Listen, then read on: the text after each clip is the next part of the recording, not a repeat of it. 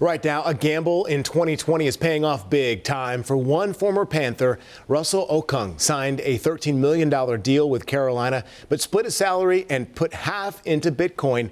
Now that $6.5 million investment has turned into $20 million seemingly overnight. Much of that rise in the coin's value, at least in the last week, attributed to Donald Trump's election win. The president-elect is a major champion of the cryptocurrency, and WCNC Charlotte's Miles Harris spoke to experts about what this could mean for your wallet. 4 years ago, Russell Okung was the first NFL player to receive part of his salary through Bitcoin. And now the gamble is paying off for the former NFL lineman. So experts weigh in if cryptocurrency is back on the playing field. It's cool. Cryptocurrency was a hot buy in 2020 and may be making its comeback. The idea of cryptocurrency going away, it's here to stay. The genie's out of the bottle. Governments were way behind regulating, and they've lost the ability to at this point.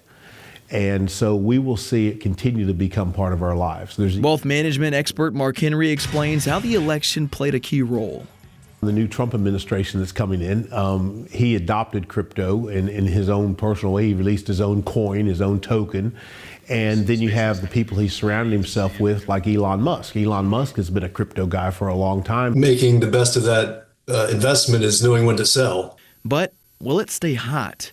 Economics expert Matthew Metzger shares the cryptocurrency has been a roller coaster of a market and questions what will maintain its driving force. There's nothing actually happening in the marketplace to drive the value. It's not like, there's more people moving and you need more homes and the home prices go up. That's like a fundamental change. Here it's just kind of the spirits. People are optimistic and get more demand and the price goes up. As more grow curious about crypto, it could play as both good and bad for buyers. There's estimated there's about maybe 20,000 different cryptocurrencies.